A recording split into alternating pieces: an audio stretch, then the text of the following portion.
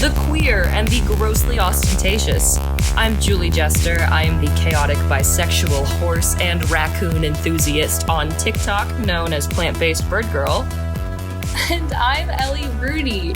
I'm a journalist covering the LGBTQ plus community, an improviser on stage and in life, and a consumer of wine and other fine spirits. We're here to chat about being queer and getting distracted. If you're gay, cute. If you're straight, also cute. This podcast is for lovers of mom jeans, bookworms, book birds, and generally those with the energy of a crow finding a shiny thing and getting a little too excited about it. Are you okay? No, I think that's a really, really apt way to especially describe this episode for listeners. This is actually take 2. Last take, I forgot how to read. So we're trying it again. It's all going really well. Ellie's handling herself with great aplomb. And that's a word that I'm not even sure if I used correctly. No, you used it correctly. I've never heard it, but we're saying it. But you know that I used it correctly. She used it correctly, and that's feminism. That is feminism. That is women supporting women. Yeah, we love it. We love to see it. Ooh, this is the 3rd episode of Liz. Welcome to our 3rd date with Liz. Welcome. It's a hot little sexy time. We all know what happens on the 3rd date. We talk about books. Mm-hmm. Every 3rd date. Every 3rd date. Yeah, it's a tradition. So before we get started on our little book chatting, we're gonna do some gay whispers. Gay whispers. That may not have sunk up at all. I can't wait to see the cacophony that comes out on this episode and how our listeners are just going to tank within the first couple of minutes. All right. So, would you like to start with your gay whisper, or shall I start with my gay whisper? You start with yours. I need a minute to calm down. Okay, brilliant. So if you're new here, Gay Whispers, we opened up a Jotform secret box for people to put in their queer, sordid stories, all of their secrets. We're looking specifically for queer ones, but we'll take any little juicy piece of sparkly little gossip. So this was submitted by someone who is a listener. These are all 100% anonymous. People do sometimes put their names on them, but even if we said them, how would you know that that is the one that you know? How would you know that that is the real one? You don't. You don't. So, this is from Lane P. They use the pronouns he, they. They submitted a sordid story. And they wrote, "The first time I came out was while I was getting head from another guy. In the middle, I just blurted out, 'I think I'm bisexual.' We still finished, though." They never say there's a perfect time. What are you talking about? That is the perfect time. Congratulations on coming out, king. Absolute king. They, them, royalty, he, they, king. I think that's really special. So, I mean, if you're using the pronouns he, they, and you were getting head from another man, this is a queer thing that was happening. So were you trying to announce that you think you might also be into women and other genders at the same time? Was the head really bad and that's what caused that? Or were you just kind of lost in your thoughts up there? Yeah. Well, this person will have to write in for clarification. Please let us in on the describe. We would like fanfic. That is something. So Ellie and I go live on Mondays together on my TikTok to promote this, the new episodes, because they do drop on Mondays. I like how I'm promoting the podcast that you're literally listening to right now. But yeah, so Ellie and I did our first live promoting the new episode last week, and we already have a couple of fan fiction writers supporting the love between Ellie and I, which to be clear, Ellie and I are not dating. That's not a thing that's happening at the moment. But yes. But We will happily read your fan fiction on the podcast. So if you do have fan fiction of Ellie and I, please send it to lizispodcasting@gmail.com. Yes. As well as fan art. As well. Please. Yeah. Fan poetry. Fan art. Fan cash. You could also just send us cash. We love That's fan good too. cash. Well, that's when the Patreon opens, we'll be looking for all your fan cash. Oh, yes. Okay. So this next one I'm going to read. The person who sent it in is named Allison. Nice. Their pronouns are it/what ? Cool. And the type of submission is this is a queerstion. Okay, I got a conundrum for you. And it says gots, so that's why I'm reading it in this accent. I'm a guy. I'm a gay. I'm a guy. Was born with that stupid Y chromosome and have always identified as a guy, all right? I'm also married to a woman who claims to be poly, but gets mad if I show any sign of being anything other than 100% masculine. Boo, we do not like that. Yeah, no, that's not good. My whole life, I wish I was born a girl, but I'm 100% attracted to women. I don't think I'm a trans les because I have way too many masculine tendencies, enough that I couldn't justify transitioning, but just as many, if not more feminine tendencies, to the point where I freaking named my feminine side. Okay, so Allison is this person's feminine side. Yes, has two names. Okay, love it. I have an inconvenient myriad of mental issues. Welcome to the club. And I look like a stereotypical trucker or biker. Okay, work. I don't know why I feel the need to classify myself so badly. Maybe to feel included somewhere. Hey, you are included here, Allison. Whether Absolutely. you identify or classify yourself as all the things or none of the things, you are included here. You are a lesbian. Welcome to the club. Welcome to your lesbianism. Anyway, guys. Anyway, guys get the best toys, cars, etc. Women have the best everything else, and some toys too, from what I've seen. So, yeah, I'm jealous, and I hate my face, hence the permanent goatee. Anyway, I guess my question is help? Allison, listen. I don't know you, okay? I don't know your deal. You're beautiful, okay? You're beautiful. I can tell through the text on the screen, you're gorgeous, okay? If you want the goatee, keep the goatee. If the goatee's holding it back, let her go, okay? Let her go. On this podcast, we do not hold on to goatees that hold us back. Only the goatees that propel us forward. Yes, we look for helicopter goatees and nothing else. Nothing else. And you're welcome here, all right? Yes. You do identify what you want to be. If you don't want to identify, don't. If you want to use the pronouns it, what, you do that, okay? In this podcast, we just believe that we all identify just as good human beings, and that's really the bottom line. And here's what else I'll say, Allison. Do I need to speak in the? Here's what else I'll say. Yeah, I think you do. We don't even know if Allison's from New York. No, we don't.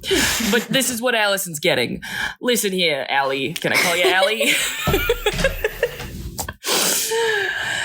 Something that I'm seeing even in your writing is that you're stuck in this very binary way of looking at gender, even as someone who wants to explore multiple sides of gender. You know, you're talking about the masculine side and the feminine side, but there's this whole gray area side that is this grand, beautiful thing for you to explore, and that so many people are exploring. All you have to do is go on the internet. I'm getting a little bit New Jersey, I think. A little bit I'm like sinking slowly into New Jersey. Holla at where I was born. But yeah, I would challenge you not to look at it as you only have two options to either remain in your masculine side or embrace your feminine side, because these are things that can exist together. I am a she, her woman, although I'm not 100% sure that I'm cis.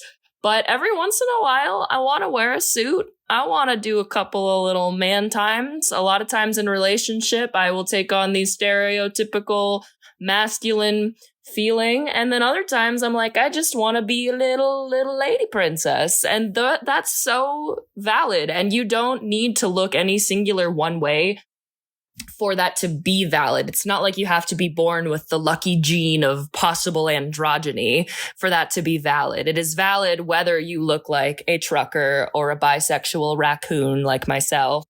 So that's number one. Number two, the fact that your wife, I believe, is so toxically against you expressing any bit of your feminine side is a major red flag. Major. Yeah, we don't like that. Yeah, I understand. Listen, relationships are hard and love is confusing. And sometimes you keep staying with people even when they're not always, when other people see that they're not the best decision for you, because there are parts of them that you see and you love, and you know that better than anyone else. So I'm not going to say like, ditch your wife, because relationships are a different thing from the inside. But I will say, I give you the courage and the bravery to stand up for your feminine side more, to stand up for Allison. Allison clearly wants to be heard because she submitted to our little podcast box. She has her own name, for God's sake. She wants to be heard. She's her own poison. So I see you. We hear you. We love you. We believe you. We can picture what you look like. We have no idea, but it doesn't matter because you are who you are and you are who you are. Yeah, and also going off of, just to piggyback off of that, yeah, it's not a two-sided coin. Gender is not a two-sided coin. It's like gender is like a sphere, like a sphere that is also like invisible sometimes, but then also like wears high heels at other times, like a gumball machine. And can speak every language. And like also, a gumball machine. And can also speak to animals. Like a gumball machine. And yeah, so we don't need to be talking about the whole binary situation, you know? Like it sounds like you are beyond that, and that's beautiful, and that's great. Like a gumball machine. Like a gumball machine. So get down with your bad self, Allison, and you're welcome here. Please feel free to reach out to us again if that didn't make any sense. I got a little crazy with the gumball machine, but I think I made myself perfectly clear. Oh yeah, we made ourselves perfectly clear. What a beautiful question to have asked before leading into our book talk, because this book is all about having two sides of yourself and one being the hidden one, because the public sees what it wants to see. And this relates to queerness, and this relates to all aspects of identity. And what we are talking about is the amazing novel, The Seven Husbands of Evelyn Hugo. Great work, Ellie. Thank you so much. So Ellie and I read this book a couple weeks ago. We absolutely loved it. We're very horny for it. It was a very, very, very good book. Very emotional. I mean, so just to give you a little background on what this book is about, this story tells the tale of a young Cuban girl who's born in the Bronx, New York. She is pretty poor. She has an abusive father. Her mother ends up dying, and all that she wants is to escape the grit and grime and grind of New York City. And she's lucky because she has incredible beauty and a smart wit on her side. So she meets this guy named Ernie, and she hears that he's going to Los Angeles. So she hitches her wagon to him, basically kind of uses him to make her way to LA, ditches him. And then for the rest of the story, we just hear her journey of obviously 6 additional husbands, and you know, her life during the golden age of film. And she's kind of like a Marilyn Monroe type character, is like kind of like the closest like real life person I would akin her to. And before we continue, if this isn't obvious, this entire conversation will have spoilers. We will be talking about every piece of the book. Spoiler alert, this is probably the biggest one. Throughout her years with her 7 different husbands, she has one true love of her life, and her name is Celia St. James. She met her as a co-star in a movie they were working on, and they have this years-long love affair, and she's with all these men, but really the whole time she just wishes she could be with Celia. But during this time, she feels the world really wasn't ready for it.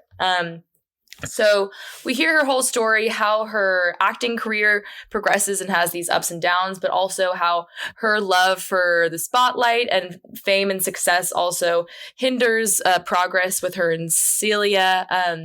And at the same time, so we go back and forth from the past to the future, and we have a journalist named Monique, who's actually interviewing the current day Evelyn Hugo because she wants a story written about her life. So the reason why we're getting this story is basically because present day Evelyn Hugo is regaling this journalist Monique with it because she wants her to write her biography. So that's just a quick little rundown, and we'll get a little bit more into the nitty-gritty moving forward. A little blurb. So yes, Ellie listened to this book on audio. I read it with my eyeballs, and we both had an excellent time. So getting into it, I looked at some of the book club questions in the back of the book, and I also added my own little questions to them, picked and choose, thought about some things. But the first thing I would love to start off with, of the 7 husbands, and I will name those 7 husbands now, there is poor Ernie Diaz, goddamn Don Adler, gullible Mick Riva, I think if that's how you say his name, the clever Rex North, the brilliant, kind-hearted, and tortured Harry Cameron, and then also Max Gerard, disappointing Max Gerard, and the agreeable Robert Jamieson. Of these husbands, who was your favorite? Who surprised you the most? And then this is a question that I added from this. Which one would you marry? Poor Ernie Diaz was someone that she slept with to get a ride to Hollywood. And while we think, wow, you slept with someone to get a ride, let the record show she was 15 years old, realized she was getting preyed on by men constantly, and decided she would use this to her advantage to escape a abusive thing with her father. Which brings me to this quote.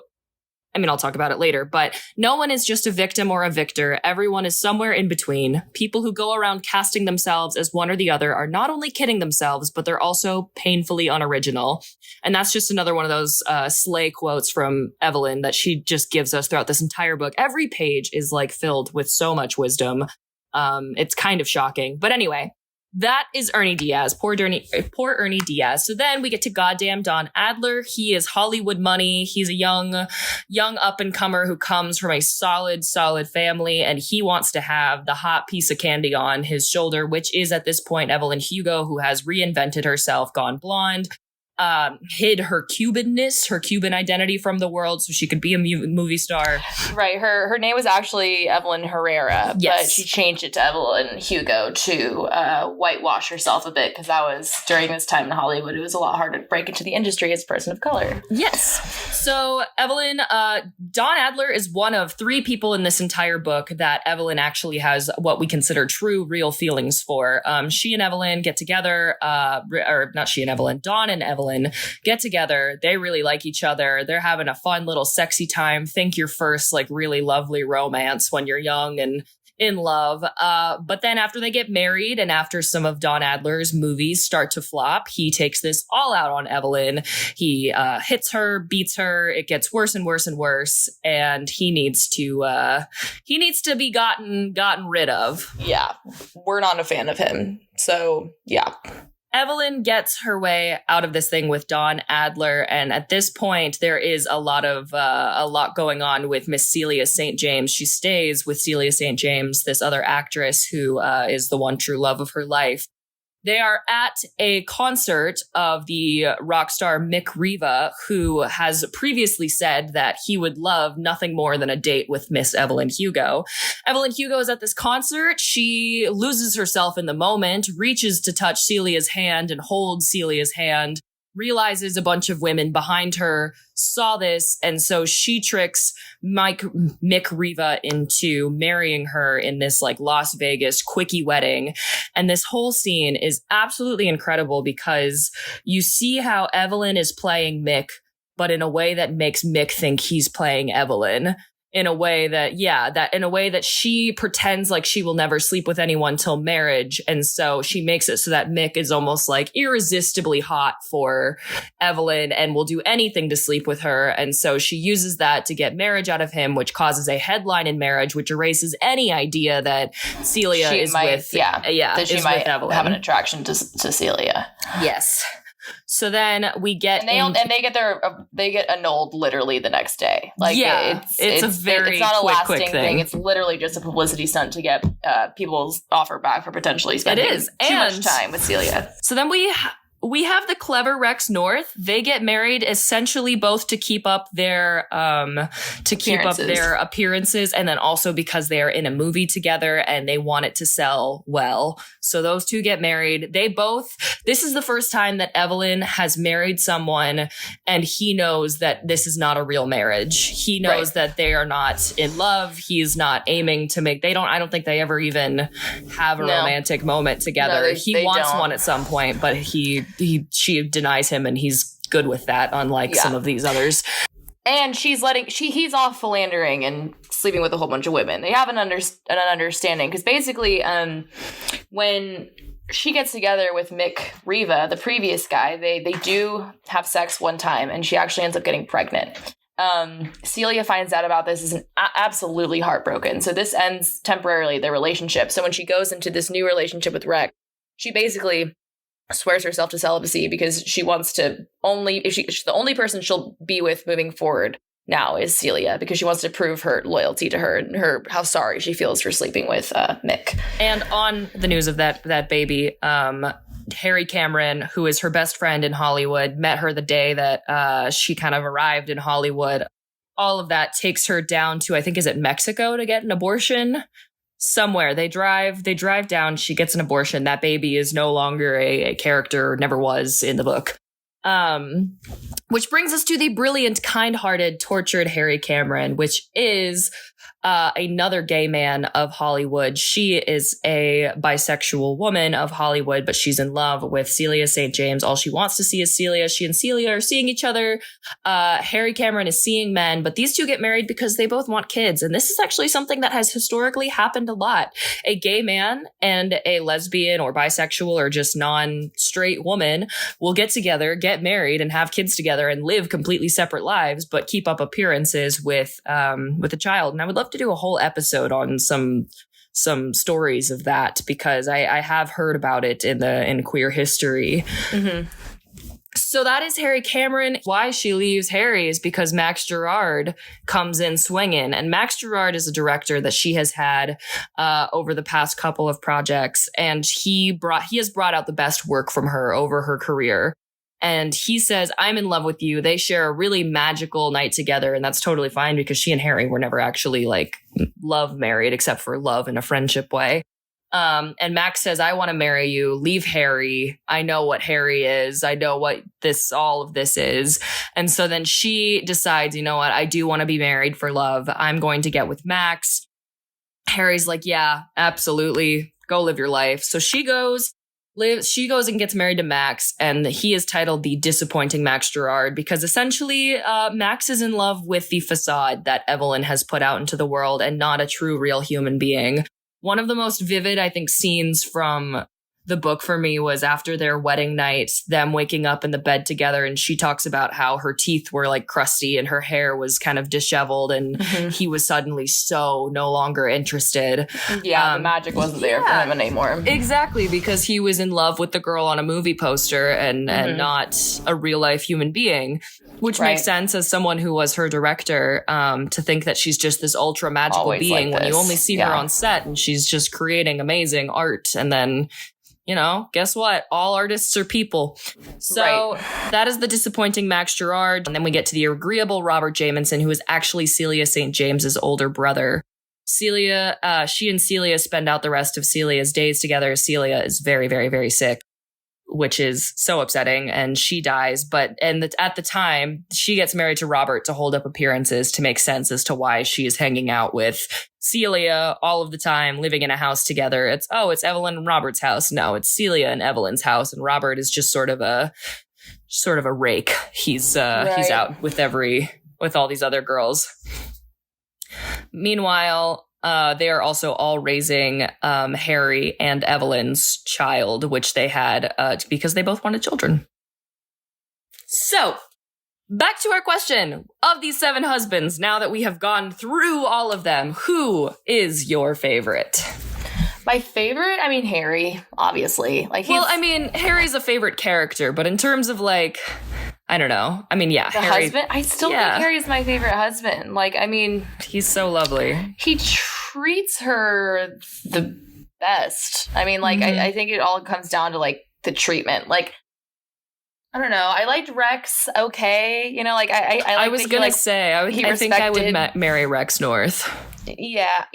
Okay, I think I would marry the Rex North, like, because he also sounds like he was like really good looking and he like respected her boundaries, which I like. Right. But like, I think Harry would probably make like the best like life partner. He just seems so kind and had her back the whole time. Who would be your favorite husband? I mean, Harry was my favorite husband, and also Harry brings up this beautiful thing that's woven throughout the book is who do you stay with in terms of life partner versus love, because there were people that she liked in a passionate way and that the other characters like in a passionate way. Our journalist Monique Grant and her parents, but even Monique's mom, who she's talking to in and out in between these interviews with Evelyn, her mom says that she wasn't sure that she married Monique's dad as like a passion thing. It was just her best friend. It was who she wanted to talk to at the end of the day. Mm-hmm. And another spoiler alert is, I'm going to drop the big one. The big spoiler alert. Yeah.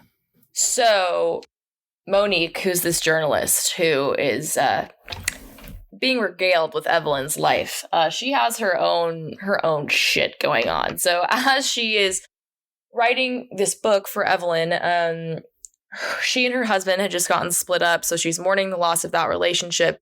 And her father had died when she was very young. So throughout the book, you kind of hear about how important her relationship with her father was, and that's a reoccurring theme. So you end up actually finding later in the book. So Henry, like the sweet, amazing gay husband, unfortunately ends up passing away in a car accident. And Evelyn actually happens upon the car accident right after it happened. They weren't together at this point, but she sees this car is messed up and there's Henry in the front seat and there's a man sitting next to him.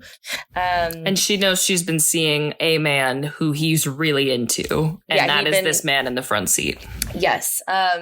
It's also notable that he's a black man. So that also would have potentially been salacious at the time. I mean, twice as salacious. Two men together, also an interracial couple. Yes. Wild.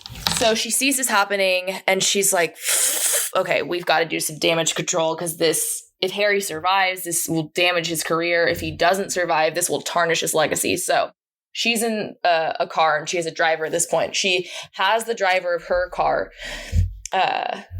She has swap the bodies. Yeah, swap the bodies. So the guy in the passenger seat, she is now put in the driver's seat, and then they take Harry to the hospital.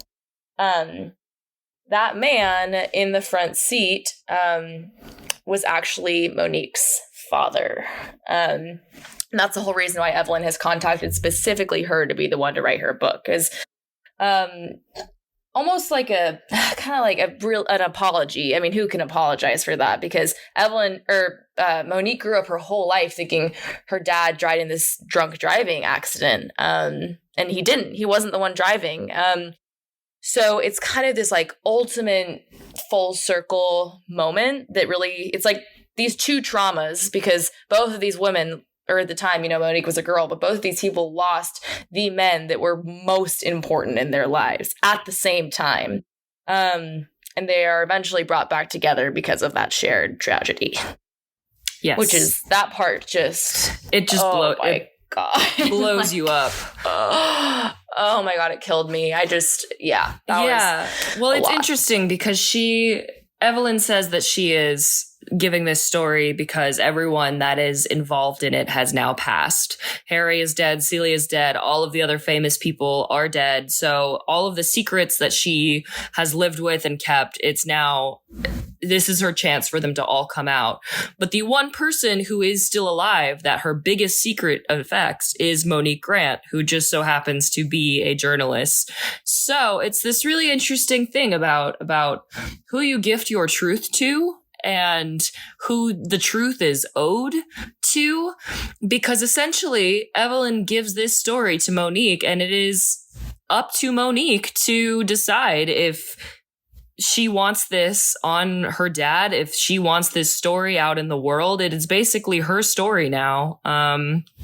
In terms of who gets to know it and who gets to see it and who gets to tell it, because it is her life, her living life, that will be affected the most by knowing the fact that her dad was a potentially bisexual, potentially gay man who didn't die in a car accident. So what I really loved about this book, obviously that it's queer, and which is why we chose it for our book club, but just that every single page, there is so much to think about. It is dense in a really salacious way. Like, it's sexy dense. It's the kind of thing that you just want to sit there with it and think about it and toss it over in your head.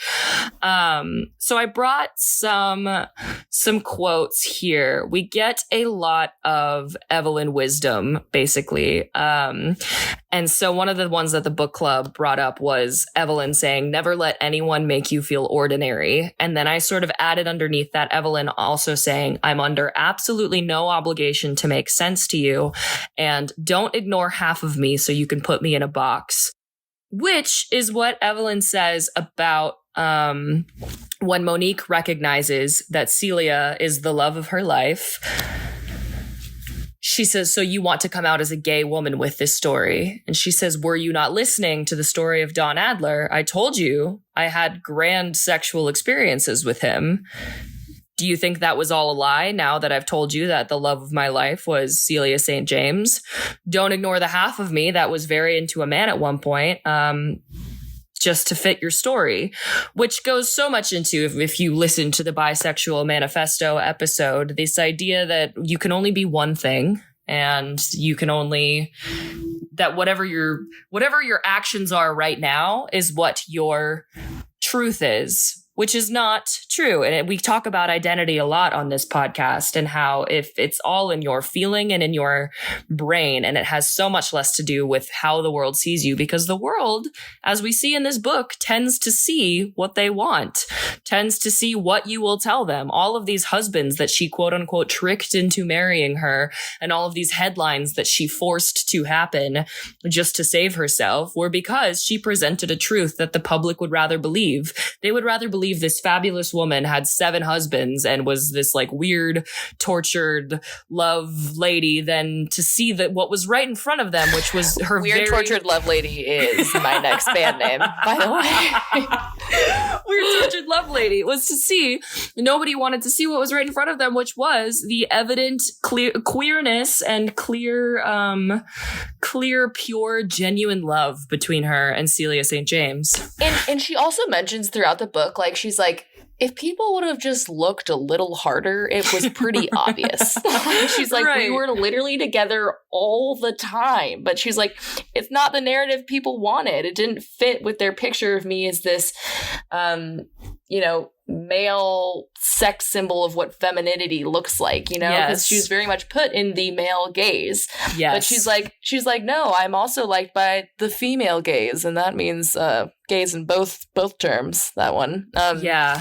So she's like, people are just willingly naive sometimes when it comes to queer people. She's like, it just wasn't that hard to see, but it's not what everyone wanted to see, so they didn't. And that's just, ongoing throughout the book is, the media will also portray the media. Oh, I hate the media. They will portray people and weave these stories if it fits the narrative that they would like to have. So the lesson is, look a little harder for the gayness all around you. It's everywhere. No, yes, it's everywhere. But that brings me to another thing I wanted to talk about, which, like, trigger warning, about just with sexual, I guess, harassment is the right word for this, but that in the beginning, and this was kind of the page that really took me the hell down, was when Evelyn started talking about her childhood and how when she started developing, suddenly she realized all of these men were looking at her all the time. It never felt like and so she found her own empowerment through this, being both the victor and the victim, by using what she knew they wanted to get what she wanted. But I had never seen a book quite get it right like this, what it feels like to grow up pretty or to grow up and be something that people want. I will speak on my own experience. I was, as aforementioned, a little Jesus baby. I wasn't ready for any sexual experiences, and I wasn't ready for most of the men that came into my life around when I was 14, 15, 16, and those ages. And I remember going to high school and feeling like I had been thrown to wolves because of the way that people viewed me and wanted to view me. So many people, for whatever reason, I don't know if it was a look in my eye or something in the way I walked, but they thought that something very sexy was going on underneath. That I had some like secret, freaky, whatever side. And maybe I do these days. That's up to me. That's my own secret. That's my victorious secret. But the fact that everyone will put on you what, especially for young girls, especially for people born in female bodies that grow up and look somewhat conventionally attractive. It is so hard to navigate this world, and you feel so powerless to it, because I remember being just like flirted with constantly. And I know that sounds like I'm like, oh, it was so hard, but I felt attacked like constantly. I felt like everywhere I went in school, in class, it was always just people wanting to touch me. Like a lot of people would feel me up during class. And that was really also during chapel, during church times and all of that. And also just we went to a religious school, so we had chapel every day. That's why that was happening. And and there are times, and you can see it now on my TikTok. I dress in a corset. I have lipstick on. I'm like looking hot at the camera. I use a little sexy voice sometimes, and it's been launching my career. And it's one of those things that I sat here and wrestled with it, knowing that I spent so much time. I felt so just connected to Evelyn Hugo, feeling both tortured by the way you look and empowered by it. And so I just wanted to bring that to the table, which is really, I don't know, deep and dark. Ellie, do you have thoughts? I mean, I don't think I grew up all that pretty, so I don't think that I really had the same experience. I also think people might have just been like a little afraid of me. I was pretty intimidating. And I also was kind of just like a slut in high school and was really okay with that. Which valid, absolutely valid. So like different strokes for different folks. I'm so sorry you had to like go through that. Like what a shitty way to feel. But the thing that like I connected with her the most, actually, and maybe this is just telling about the kind of person I am, is she was really okay with using people. And I would say I'm okay with using people, but I think especially as a woman, and like all the people she was using for the most part were men. And like to reach the next level of success, get the right connections, networks. And like to me, I'm like, what a girl boss. Like I just thought that was so amazing. Like, and it's like kind of, you know, like victor and victim situations, like you basically like using the abuser actually as a mechanism to reach success. So it's like turning that relationship backwards. So I think we are kind of relating to similar parts of her, but like I was just like, especially during this time, obviously this isn't a real story, but like during this time in Hollywood, I mean, women were notoriously harassed, paid so much less, taken advantage of by studios. And I love that so much of the story is she actually like uses men as a means to reach to the top. Well, and I'm so like, when I love that. when she lands in Hollywood and she gets over to a film studio, she hears this, she knows this rumor that the man who runs the studio really has a thing for giving head to underage girls. So she dresses up like a little more young girly than usual and seduces him, receives cunnilingus from this disgusting ass man, and gets her first part in a movie. And it's one of those things to think about. Yes, she is using him, but isn't he using her as well? And so, yeah, this really takes us nicely into the final question that I have before we get into casting the movie of all of this. On page 146, Monique says, I have to Evelyn Hugo. What does it mean? And this is straight out of the book club. I'm not taking credit for this, or the book club in the back of the book. I'm not taking credit for this question. What does it mean to Evelyn Hugo someone? And can you think of a time when you might be tempted to Evelyn Hugo? And I gotta be honest, Evelyn Hugo, her thesis is we use people all the time. Almost every interaction we have with someone, it can be genuine and it can be pure, and that can all exist. But lots of people are using each other all of the time, whether it is a light thing that is happening or a deep, dark thing that is happening. Julie and I are using each other. Yes. Like, we haven't talked in years, but I know how to make a podcast, and she has a lot of followers on TikTok, and we're both funny, hot women. Like, well, right. Yes.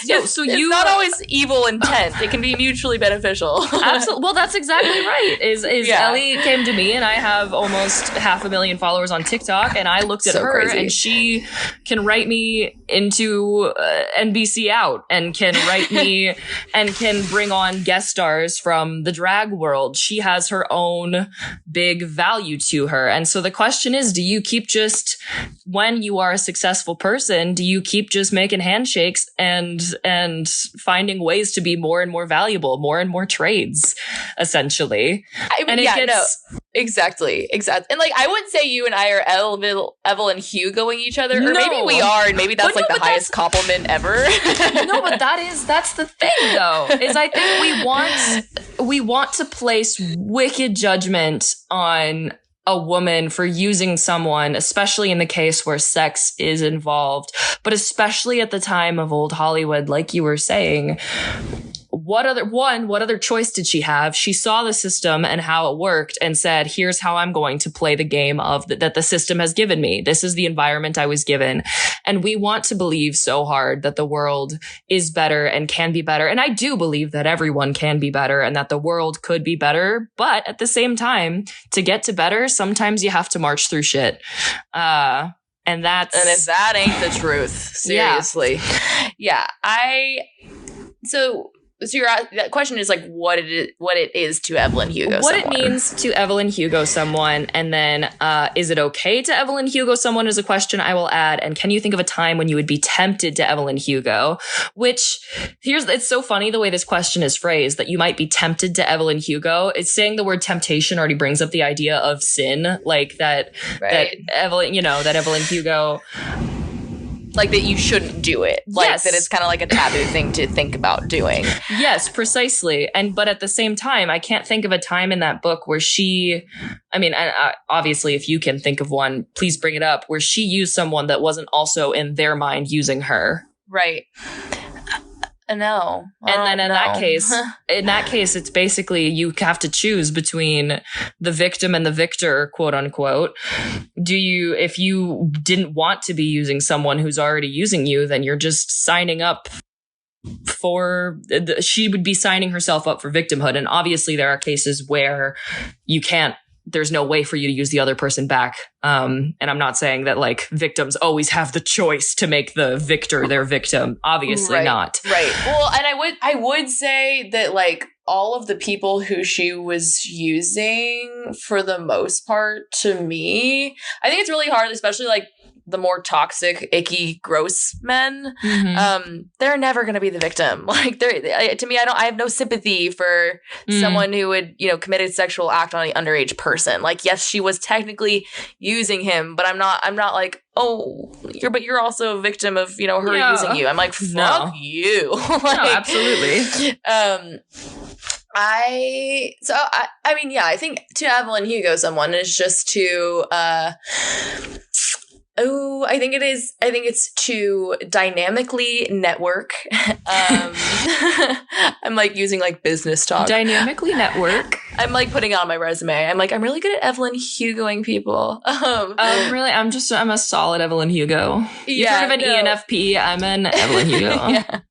Wait, what are you? I am an ENFP. Yeah, ENFP. Me too. Girl, ENFPs are always the most fun to talk to. We're the part. I would say that ENFPs are kind of like the Sagittariuses of the Myers-Briggs. 100%, which is so funny because you're a Sagittarius sun and I'm a Sagittarius moon. I know. I'm a Sagittarius sun and then Leo. What about you? Sag sun, Virgo sun, Sag moon, Capricorn rising. The rest of my chart is Leo. So we've got to do a whole episode like just exploring our zodiac signs. I have so much to say about astrology all the fucking time. Okay, I love that. I love that so much. Sorry for that tangent. I'm so glad you all were here for it. that was honestly, of all of our ADHD podcasting, that was the first tangent in a while. Yeah. We've been really. I think it's because really we're both good. kind of like in school mode. They were like books, smart things. Yes, we're gonna do smart things. Precisely. But anyway, so with what it means to be an Evelyn Hugo, with what it means to Evelyn Hugo, the kind of like thesis statement I wrote, if I were writing my 5-paragraph essay on this, is to Evelyn Hugo someone is to present a false truth in hopes of making a different truth. Well, that's a really good hot way of saying it.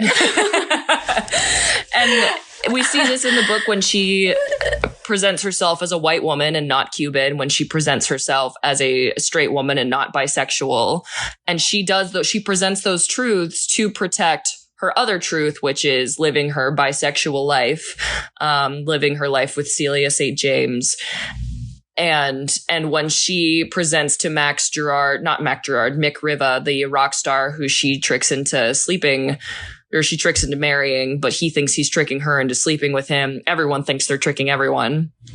She presents this reality that she is a, one, very innocent, won't sleep till marriage girl, and two, just a hopeless being that when it's time for him to annul her, she pretends to be like really, really upset and angry with him just to make him feel that truth. When meanwhile, she was making this half truth. She was making this entire lie to protect and to gain success in her other truth, which was protecting, once again, her relationship with Celia St. James. And the same goes for her career, and it goes for her relationships. And then I think it's so interesting for her to really bite back at Monique in the story where when she says, "Don't just believe half of me to put me in a box," or that quote she says where she really sternly says that to Monique, when it's like, girl, Evelyn, that's what you've been doing to yourself your whole life, which is why it must be so important for her to get that across to Monique. But at the same time, Evelyn, you done been doing that your whole life to yourself. You done been doing that, girl. Julie, you're so smart. Like, I should have come more prepared. No. But I didn't. You also read the book like a month ago. You listened to the book. You listened to the book. And you can't annotate a podcast or an audiobook, so no, and whatever. And I totally would Evelyn Hugo someone in most scenarios. Like, yeah. I mean, well, okay. So if that is your definition, if that's your definition of Evelyn Hugo, it's presenting a false truth in order to, what was it? To make another truth? It's to protect your own truth. To protect yeah. I wouldn't say that we are Evelyn Hugoing each other, because I think we're both very honest in what our goals were. Yeah. And my truth is I like you and I like podcasting. I like you too. But like, I totally would in like a job scenario, trying to get a role, networking. Well, so my whole resume is an Evelyn Hugo situation. So here's the thing. I think a quick reader, I'm not going to say a dumb reader or a non-smart reader. Hello. No, I'm saying like someone. Okay, call me out here. No, someone who like read this book and wasn't paying a lot of attention. Whatever. Because I'm not going to say they're not smart. I'm not going to say anything like that. Somebody who read this book and took a quick, basic look at it would think that to Evelyn Hugo someone is to sleep with someone to get what you want. And I don't think that's what Evelyn Hugoing someone is. And that's what I think is putting her in a box. That's what I think is saying she's only gay or only straight, is to say that only that action was sleeping with someone to get what she wants. Because that is on paper what she did. But what she did in her entire life is presented a false reality to get herself into a reality she wanted to be in. And that wasn't just sleeping with someone. That was also dyeing her hair. That was also all of these other things that she did for her career. Her stop speaking Spanish, yeah, it's so much about who she when they corrected her accent and all of that. All that. Yeah. Well, thank you. I'm just like marveling at your intelligence. Oh my God. Like, wow, I never thought of it that way. It's been so long since I've thought like critically about things. Oh my God, I love critical thinking. More about me than anyway. So do we want to cast? It's time for this movie to be cast, and Ellie and I have been asked for whatever freaking reason to be the casting directors. So we're going to present to you who we think should be playing these roles. Do you want to start with the first husband, or what if I just cast the whole thing as different Muppets? Please. Like, I'm like, the first one is like the Count. Oh my God. Evelyn is obviously Miss Piggy. Yes. I mean, for sure. Okay. Okay, so we want to start with the first husband who's Ernie. Poor right? Ernie Diaz, yes. Okay. I went with Tony Revolori, who he is in Grand Budapest Hotel. Like, he plays Zero in Grand Budapest Hotel. I'm looking him up. Oh, yeah. He looks sweet. I think he would do a good job. I know, obviously. He married, but also not a great guy. I just really like him as an actor, and age-wise, it makes sense because I think like he's supposed to be pretty young at that point, and he's like such a versatile actor. Like I think he could do a pretty good job. For sure. I put in John Leguizamo. Wait, John Legs of Lasagna? John? Yeah, John Legs of Lasagna. Oh, that was a better casting. I also thought, because if we're doing this like also in the time right now, that he would be kind of an older pick for someone to marry a 15/16-year-old, which is what happens with Evelyn. And I would really love for that to be known that this person willingly married a minor. And but in the book, he was like 22, I think. But if we're casting it, we want it to be more like he's even grosser, so he's like maybe Ford. I jive with that. I maybe, totally but also agree. I wouldn't. I think I wouldn't, especially with a book like this. I wouldn't want to ruin the author's vision or sensationalize for the sake of the story, because the whole point is about not sensationalizing, or not sensationalizing. You know what? But you know who should play him is the guy who played Rico on Hannah Montana. What is his name? Oh my God. It's on the tip of my tongue. Let's see. Moira Cyrus. Yeah. Yes. That's a good one. That's who it should be. Yeah. I think that's a good middle ground. Wow. Okay. Next husband is Don Adler. Goddamn Don Adler. I actually had a lot of trouble with this one. I'm interested in who you think. I said Jonathan Bailey, who is Anthony in Bridgerton. I'm so bad with like actors' names. Oh, I'm like, I had to like look up. I literally had to Google male actors in like 20s, male actors in 30s.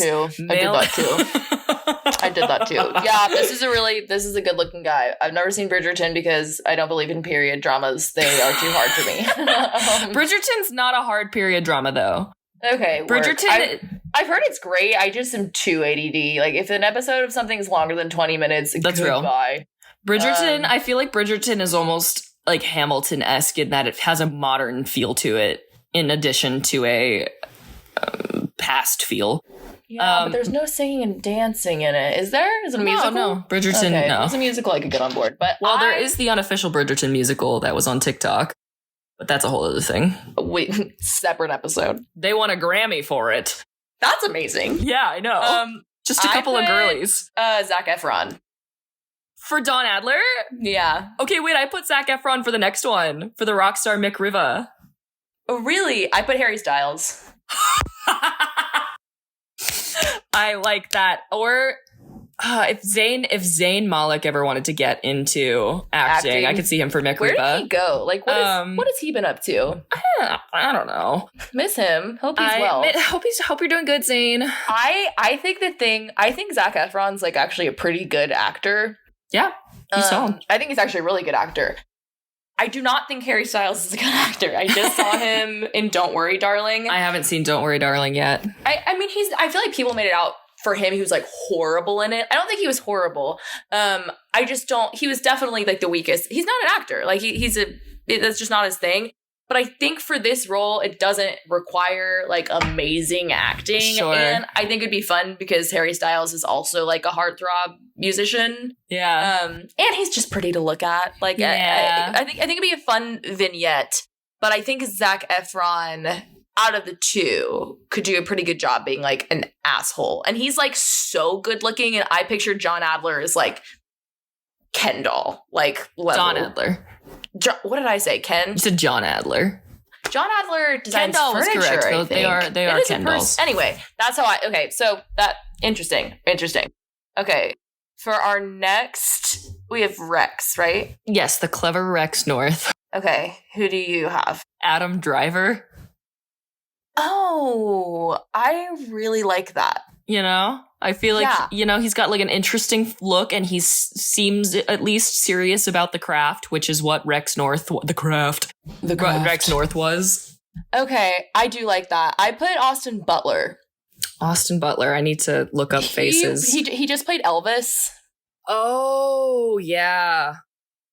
Yeah. Because I thought that they said he was blonde. I could have totally made that up, though. Or maybe that was just how I was picturing him in my head. Sure.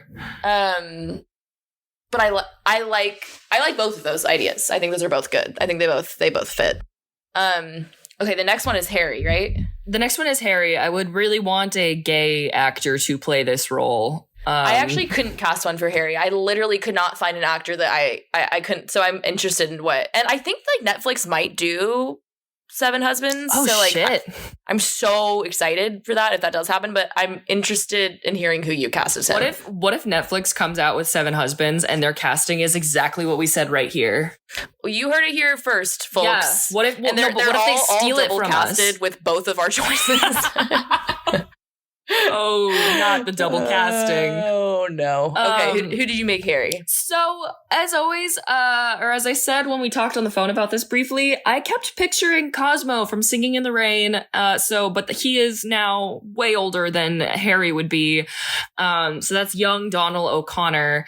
And so then I was trying to think of like who would be like a similar facial expressive, musical theater, sweet faced. But then I would want him to have to like play really tortured, obviously. So I would want it to look like a really joyful, lovely man, but made up in a way that looks like he's been through the ringer.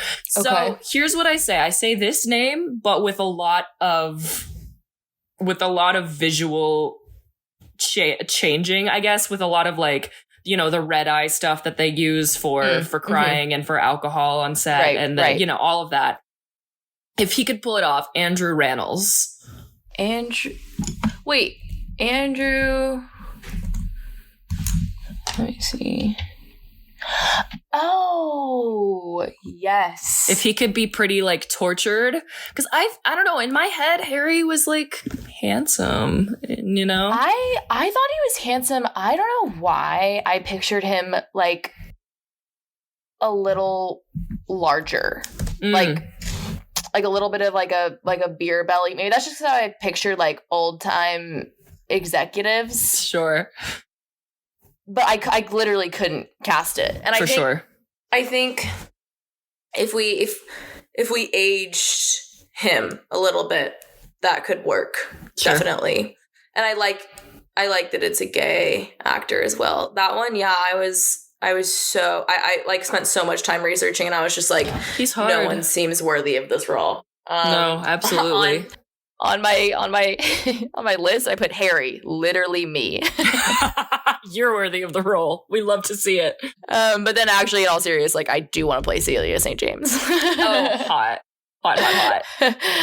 Okay. So we've got. Now we need to do the French. Oh, that's a good. Yeah, you do good at that. That's just one of their hot girlfriends in Hollywood. Okay, so now we're doing disappointing Max Gerard. He was the director who liked the idea of Evelyn and not actual Evelyn. Mm-hmm. We did say in the last episode that we needed to cast one of the husbands as Jeff Goldblum, and I thought this was the only one that Jeff Goldblum could do, and people would watch it and not be like, "What the hell?" Jeff Goldblum as a director type who's hot for that, which I think would be really silly. But if we are not doing it where one of them has to be Jeff Goldblum, I had James Franco. Oh, well done. I did Nat Wolf. Kind of similar vibe. Sure. Yeah. Or isn't there another Franco brother? Also, there's another Wolf brother. I think of those. The Naked Brothers band. Yeah. Shout out to Gen Z. Okay, who do you have as... Agreeable Robert Jamieson. I would think that I forgot about him. He needs to be a slightly older than he is now for this, but I have Robert Pattinson. Okay, that's interesting. I had Robert Pattinson for a second cast as Rex. So interesting. We're dealing with a similar pool of people, though. I could definitely see that. I actually didn't cast him either. I kind of forgot to, but I could definitely see that. I was he agreeable is totally the right way. He didn't leave that much of a mark on me. He seemed nice, but okay, yeah, I see that. Okay, are we moving on to Evelyn? I haven't casted Evelyn, but I have. Okay, go give me your Evelyn. Ana de Armas. Oh, I think we talked about this. She just played Marilyn. Yes. She is also Cuban, and she's gorgeous. Yeah, that's perfect. Yeah. And I'm looking at her now. It's perfect. Seeing her as Marilyn Monroe, is what I picture Evelyn looking like. Like, she has, the stark, white blonde hair. And then do you have one for Celia yet? But did you watch the new Marilyn Monroe movie? I haven't seen it because I've heard it's not good. I've heard it's really bad, and people are... True fans of Marilyn are really pissed about it. Well, because they take basically what happens in Evelyn Hugo is they whitewash her entire existence, and that's what I've heard, and I'm just I don't have an interest in seeing that. I want to see the real one. Right. So I've seen pictures of her, and she looks stunning. Obviously, she's gorgeous, but yeah, I would cast her, and she's a great actress. Do you have anyone for Celia? I do. So it's funny because she just played Beth in Little Women, in the real Little Women, which is what Celia St. James does. But Eliza Scanlon. Wait, I have for her. I don't know how to say her name. Saoirse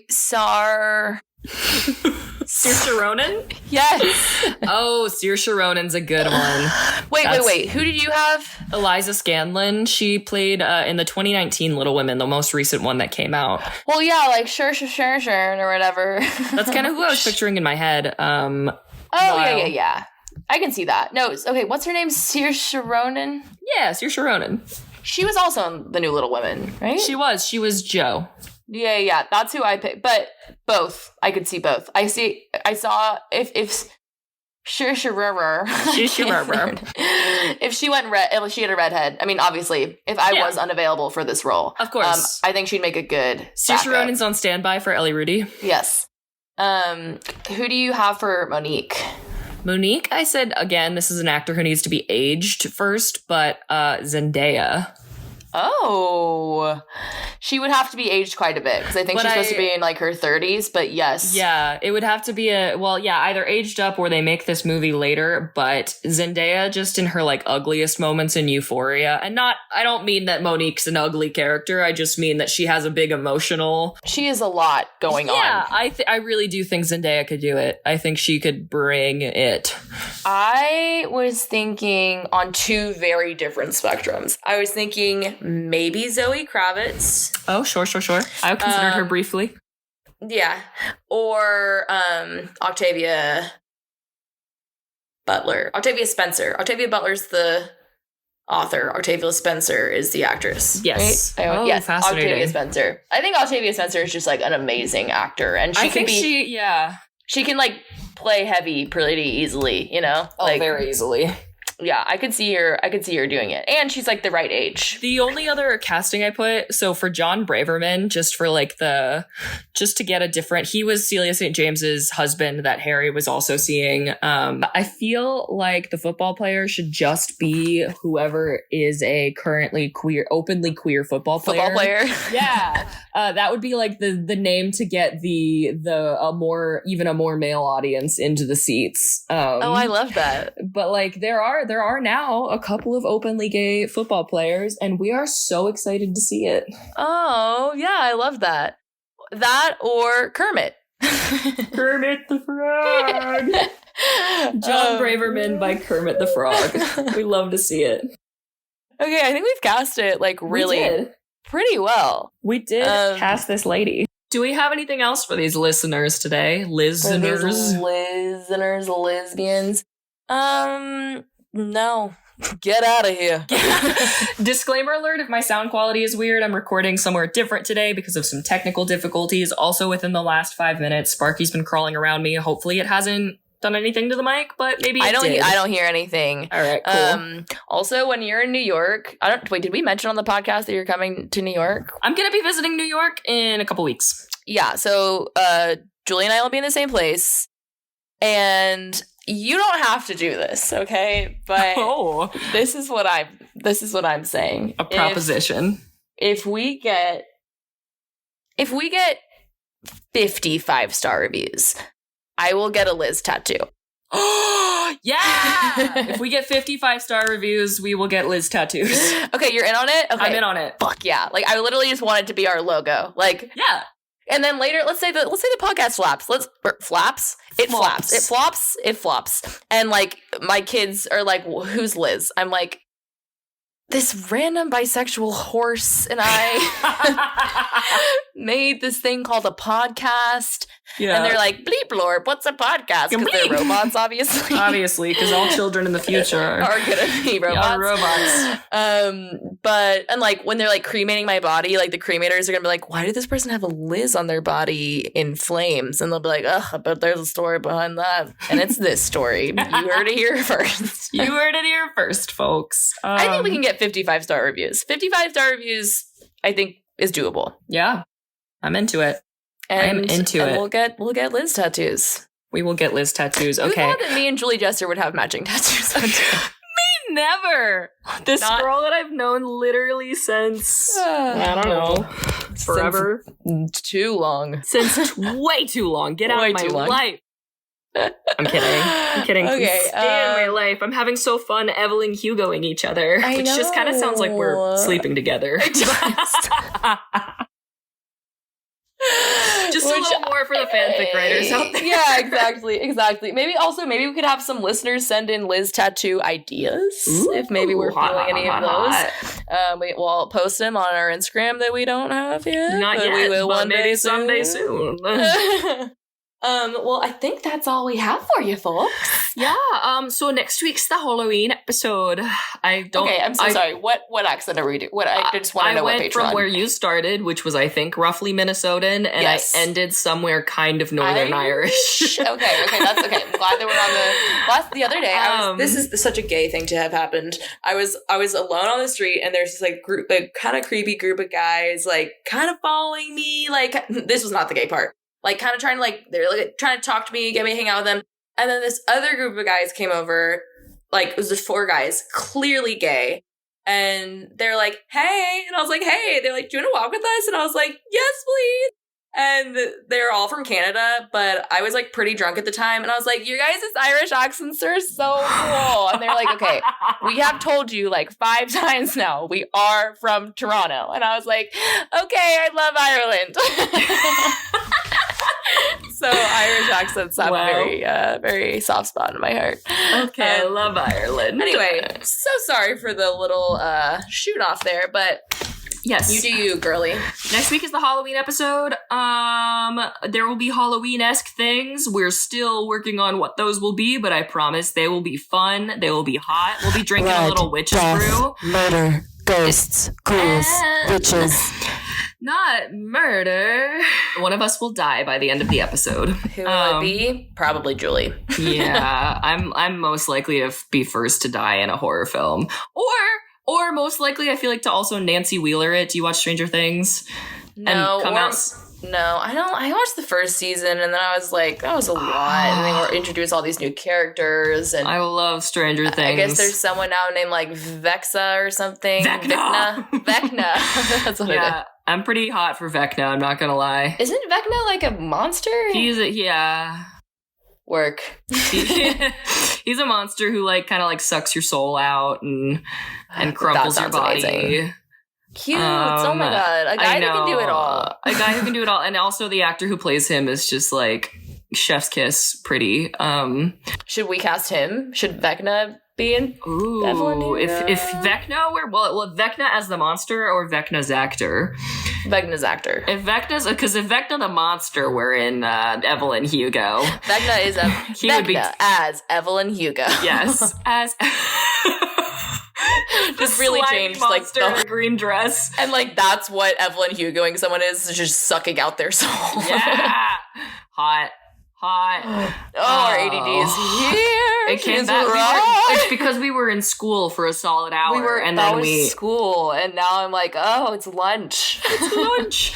So I would say a Vecna's actor could be goddamn Don Adler. He's pretty. Okay. He's fresh faced. He's young Hollywood could be. Cute.